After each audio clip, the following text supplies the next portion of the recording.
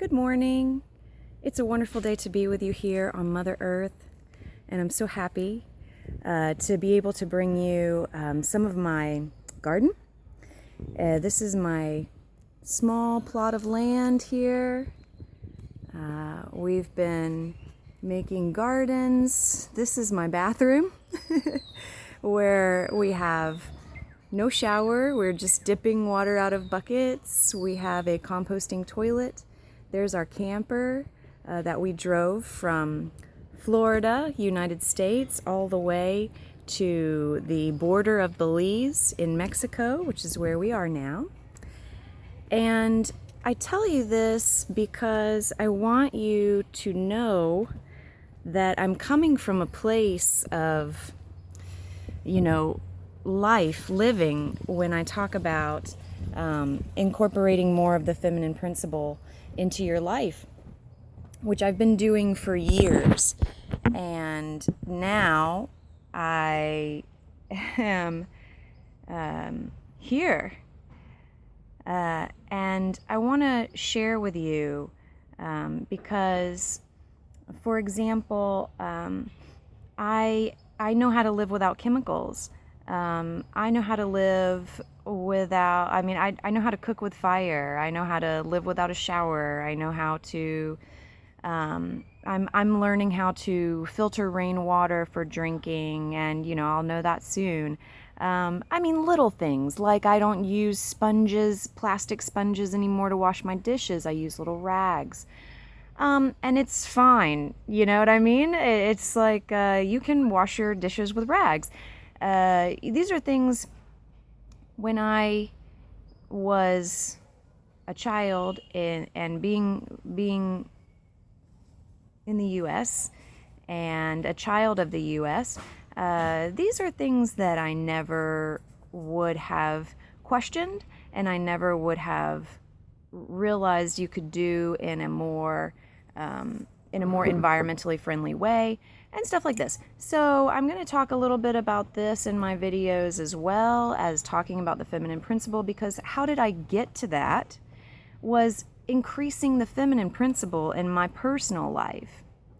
So I want to talk about the virus right now, and this is my second video on the virus, and I don't want to do all my videos on the virus, but it's so everything in our lives right now, and it's so steeped with the feminine principle. I just keep seeing things that I'm like, oh, look at what Mother Earth is saying to us right now, in the virus. With the topic that I'm going to talk about today is being in your home. Being in your home is the feminine sphere of power. This is when we talk about indigenous cultures. We see that the houses are, I'm talking about like 80% of indigenous cultures, okay? The houses are made by women, and the house is the possession place for women. It is the women's place. The men, they don't really need homes. Like, home was actually a women's invention.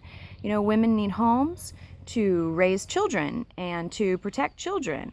And oftentimes we find in indigenous cultures where there are, and here we live around a bunch of Mayans, and the family is many women in one home, in one kind of, there's lots of little homes in one homestead, and the women sort of stay there as they grow and they have families of their own. They stay. The men sort of age out, okay?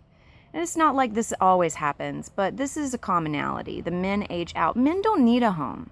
They don't need a home to raise children. Men can go and live in their girlfriend's home.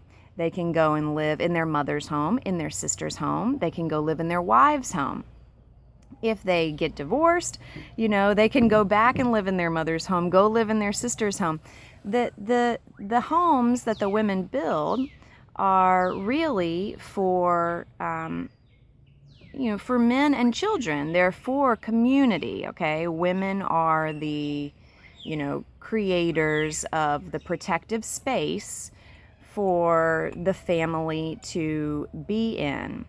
Okay, having said that, I find it really interesting that in this time of this virus, what we're finding more and more is people, like going like, man, at first it was really hard to be in my home, but now that I'm in my home, I'm doing this project, I'm doing that project, and it's like,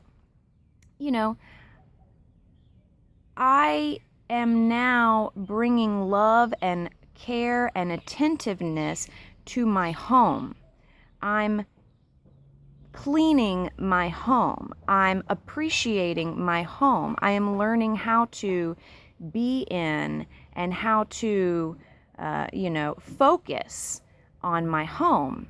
In USA, people buying 5-bedroom homes for 2 people, and they're never in their home. Constantly at work, out at the restaurant, out at the bar, it's almost like, to avoid the home, At the home is where peace is. At the home is where you rest. At the home is where you go when you need shelter and you need some space, some protection and some walls from other people, right? So we also the home is the healing. It's the place where we go to heal. It's nesting, So in a lot of ways in U.S. culture, it's also, we're not allowed to rest in U.S. culture. We're not allowed, the outside the home is the male sphere of power. Okay, which is again, we shouldn't be surprised in the patriarchal U.S. culture when we see that the whole society has been structured on emphasis is where are you most important? Outside your home. You're most important as a worker, at your career, you're most important outside your home. Your home is second, always second. So it's very interesting right now that people are coming to value, coming to be comfortable in their home. Perhaps for the first time in their lives, people who have been in the U.S. and are, in their 60s right now, perhaps for the first time in their lives, they're saying, man, I'm actually getting comfortable in my home. I've done a few projects that have been on the back burner for who knows how long, years. I've cleaned out the cobwebs. I've cleaned out the garage. I'm finding things to do in my home. I'm finding how to be at peace in my home. This is interesting. For the feminine principle. The feminine principle is waking up all over the world right now in so many different aspects of our lives in so many different ways. This virus is really, I don't think that the powers that be mean for it to be happening, but the virus is bringing us, whether we know it or not, whether we're really, this is in our consciousness or not, the virus is bringing us to the feminine principle. More and more and more. What will we be doing after this is over? Okay, that's the question. Are we going to go back to, outside the home and neglecting our homes and this sphere of our social, relationships? Okay, are we going to start neglecting our homes again and going outside the home and focusing all of our energy there? I hope not. And I think that with the more feminine leadership that we start seeing in our lives, in our cultures, in our countries, in our world, the more that the home will become valued more. And we'll say things like, I think a 4-day work week is best.